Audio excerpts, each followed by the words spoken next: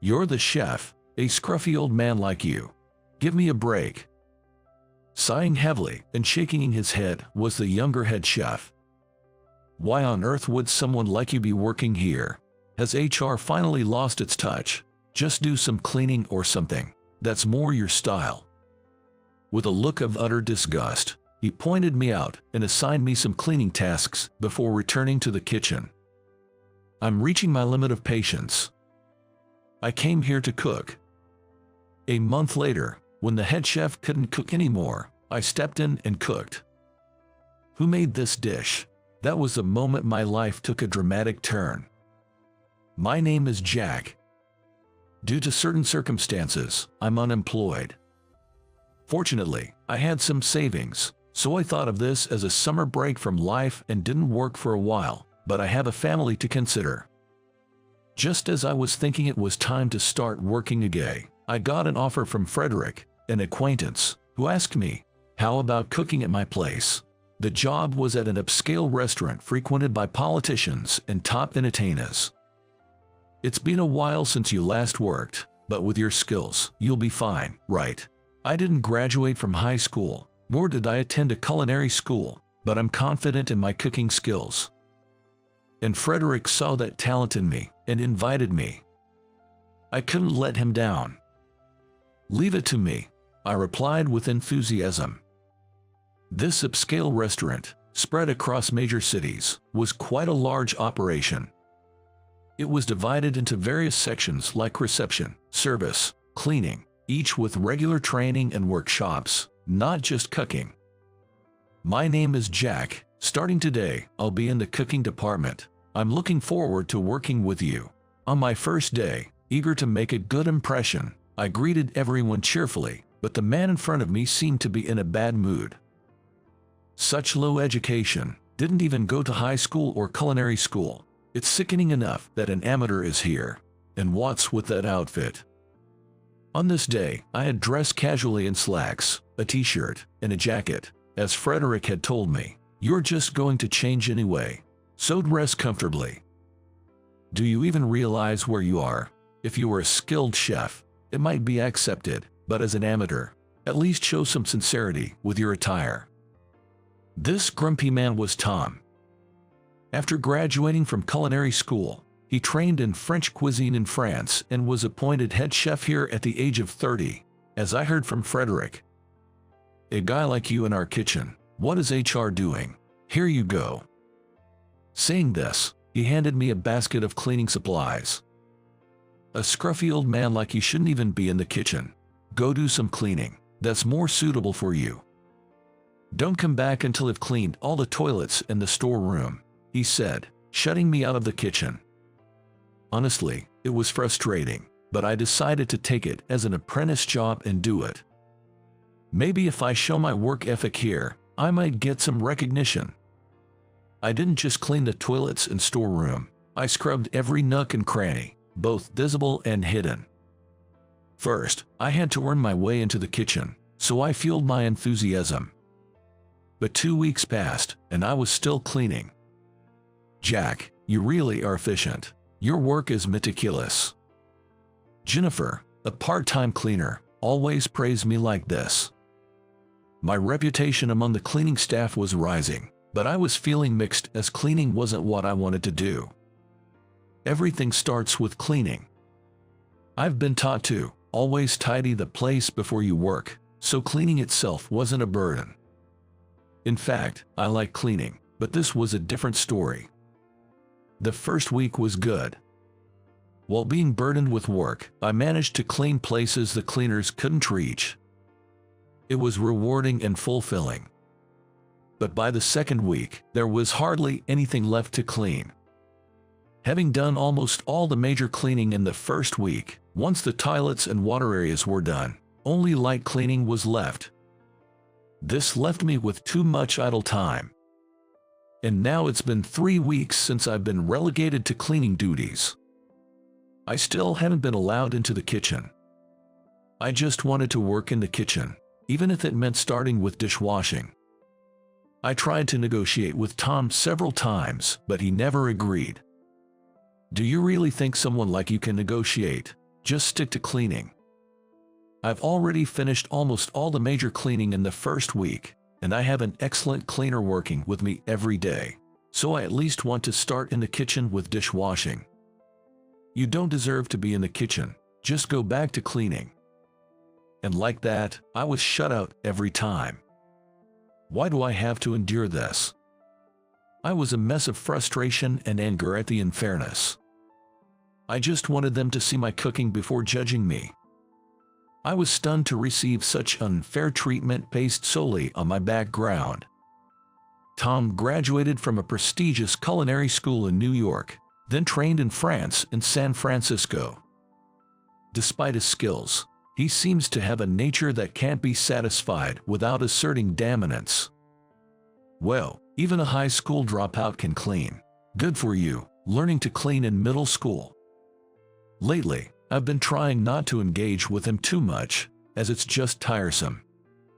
Whether I react or not, he's always in a bad mood, and ignoring him seems to make him lose interest faster.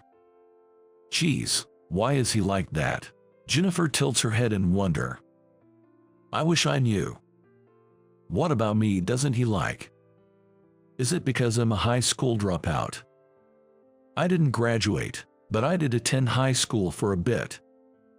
Is it because I didn't go to a culinary school? You can learn to cook even without attending a culinary school. Initially, I kept questioning myself, but eventually realized that thinking about it wouldn't yield any answers, so I stopped. When I'm cleaning, Tom often comes to check on me and makes snide remarks.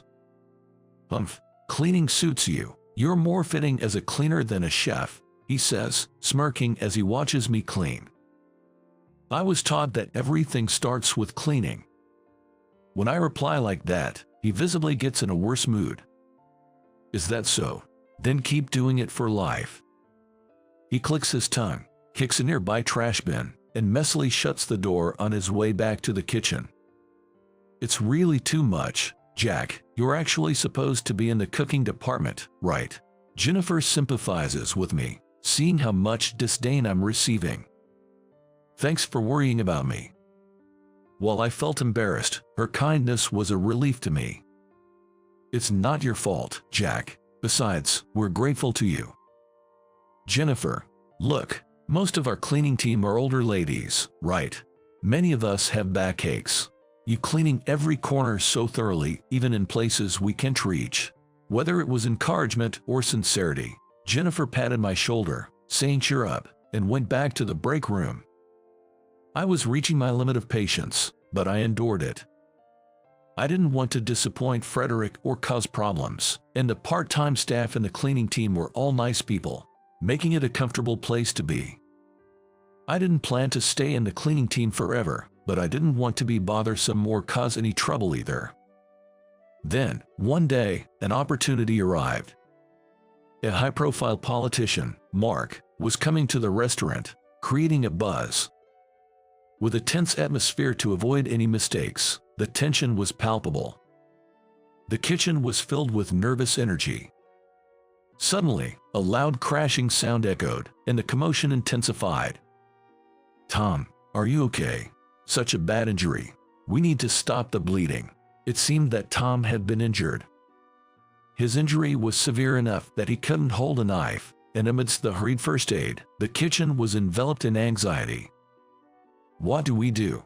There's less than an hour left. In the bustling kitchen where everyone was flustered because they couldn't start cooking without Tom, I raised my hand. Which recipe is it for today? I'll do it. The room fell silent. They seemed unsure whether to let me do it or not. Go ahead and try if you think you can. It's a good opportunity, Tom said, his face twisted in pain. It must have been a tough decision for him. A young apprentice handed me the recipe. Here it is. I quickly read through it and picked up a knife. I can do this, I'm sure of it. Everyone's eyes were on my hands. They were murmuring in surprise, but I was too focused to hear them clearly. It's done. Please check the taste. In a matter of minutes, I had nearly completed the dish. There were only about 10 minutes left before Mark arrived. Reluctantly, Tom tasted my cooking. "Who are you, really?" He looked at me in surprise, then went on to taste each dish. "Yeah, this will do. Finish it up." With the go-ahead, I quickly completed the final touches. Tom watched me with a curious gaze. "Mark has arrived. Please start with the appetizer." I silently worked through the predetermined menu. Before I knew it, I had finished serving the last dessert. I had done it. I felt a wave of relief at this accomplishment. Mark has left. He was very satisfied. Yes, the kitchen was enveloped in joy. Tom looked stunned, but then, coming to his senses, said, "Jack, can you take over the kitchen today?" and then left. Was I finally recognized? I spent the rest of the day cooking in the kitchen. I was filled with joy, feeling a sensation I hadn't felt in a long time. It was a delightful day. A few days later, Frederick, who had been on an overseas inspection, returned and called me to his office. "Jack, it's been a while. How's it going?" "Managing well." "Well, so-so, I guess." As we were having a light chat, there was a knock on the door. "Today, there's someone who wants to meet you," Frederick said, inviting in the person who knocked. Led by Tom, in came the politician, Mark. "You were the chef that day. Nice to meet you. I'm Jack. The dish you prepared that day was excellent." "Thank you." Mark smiled warmly and extended his hand. I gently shook it. Apparently, the dish I prepared that day had been well received by the guests, and it seemed to have facilitated the success of their meeting. They even promised to dine here again next time. "Thanks to you, the deal was a success. I'm truly grateful," Mark said, and then he left. The one who took over the knife for me when I was injured that day was Jack. His skills were impressive. "Who exactly is he?" Tom asked Frederick with a slightly discontented look. "Unsatisfied, are you? I told you I had called a skilled chef for help." Frederick glared at him and Tom retorted. But what actually came was a high school dropout, someone who didn't seem to have learned cooking. "And where did you deduce that he hasn't learned cooking?" "His educational background. He didn't go to culinary school." Frederick sighed deeply. "Tom, you're certainly skilled, but that's all," Frederick said, looking away from Tom disappointedly. "Do you really think that culinary school is the only place to learn cooking?" Frederick asked Tom directly. Tom was at a loss for words. "Jack dropped out of high school and learned cooking under me," Frederick revealed quietly, causing Tom's eyes to widen. "Yes, right after I graduated from middle school, I became Frederick's apprentice. It all started when I was moved by a meal at a hotel my family visited. Back then, I desperately begged Frederick to teach me cooking. Looking back, I was such a cheeky kid. But Frederick said, 'Once you graduate middle school and can work part-time, come to my place.' Right after graduation, I started working part-time at the hotel while attending high school, initially just cleaning and washing dishes. I felt deceived at first, but being able to watch Frederick's work up close was stimulating. One day, having finished cleaning and dishwashing early, I practiced knife skills with discarded scraps. It was imitative, but I remember enjoying it. Frederick found me doing this. 'Do you want to cook?' Expecting to be scolded, he simply asked me that. I can forget the dish you made that day. I want to be able to cook like that." From the next day, before the hotel opened for business, Frederick started teaching me whenever I was in for work. It was much more fun than school, and gradually, I started working at the hotel more than attending school, eventually dropping out of high school. Frederick was dismayed when he heard this, but said, "If you have that much passion, I'll commit too." That's when my rigorous training began. I was scolded daily, but it was more fun, and I was happy to see myself improving. Eventually, Frederick opened this restaurant, and I went independent. Those days were fun, but I had to close my shop due to a bad back that prevented me from cooking. It was frustrating, but Frederick had told me, "Come back anytime once you are healed," so I decided to fully enjoy my break. And now, here I am, returning as a chef. You judged a person solely by their education and made him a cleaner, didn't you? Frederick said quietly, anger seeping through Tom, pale and trembling. Do you think someone who judges others by their education and looks down on them can have the heart to host guests? Do you judge customers the same way? Frederick glared at Tom. Tom, how long did Jack work as a cleaner here? 1 month. Tom answered hesitantly. Then, you'll spend 1 month cleaning the entire place as a cleaner. Tom was banned from the kitchen for 1 month. This seemed to hit Tom hard. He was quite dejected.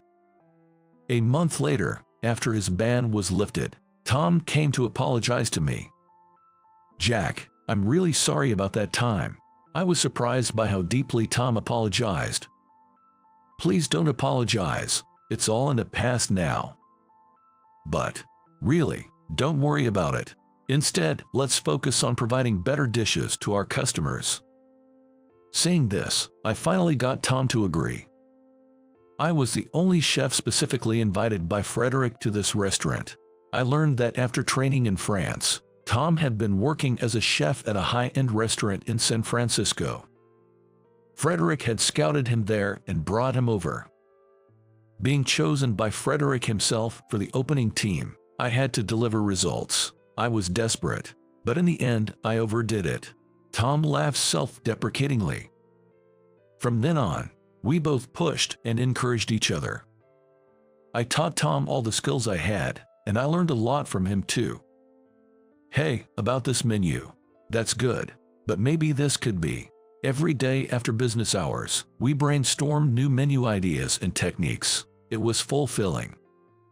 Inspired by us, other employees started asking for advice, leading us to hold regular tasting sessions and training workshops.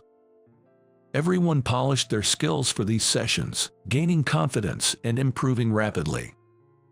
As the chefs grew, the restaurant's reputation soared, and more chefs went on to open their own places. Being a chef from this restaurant became a brand in itself, and I became the head chef before I knew it. Tom recommended me when he decided to start his own restaurant. Jack, this is for my restaurant. Taste it for me. One day, Tom brought a prototype dish he planned to serve at his restaurant. A fusion of the depth of Italian cuisine and the refined presentation of French cooking. A beautiful dish, Tom's real style. Yeah, it's good. I really like it. I couldn't have made it this far without you, Jack. We exchanged a firm handshake. No, it's all thanks to your own efforts, Tom. I'm looking forward to your future. Since then, I've continued as the head chef. I'm enjoying challenges set by Frederick and the quick learning of the young chefs. Jack, could you taste this? Jack, something seems missing. How can I improve it? Everyone is full of enthusiasm and dedication, constantly honing their skills. You've changed the atmosphere of the kitchen. Impressive. Frederick said one day when he called me to his office. No, I haven't done anything special, just doing what I can. I answered while scratching my cheek. I'm grateful for this wonderful environment. I'll continue to do my best. We exchanged polite thanks and shared a laugh. Frederick, let's cut together again soon. My knife skills are still sharp. I quietly continued my studies, looking forward to a cooking showdown with Frederick, and he seemed to be doing the same. Mark has become a fan of my cooking since then, often dining alone at the restaurant. Recently, for Mark's birthday, I had the honor of cooking at his home. Such experiences are rare. I'm truly grateful for them. I'm lucky to have met a skilled chef like you. Those words are too kind for me. I'll continue to improve.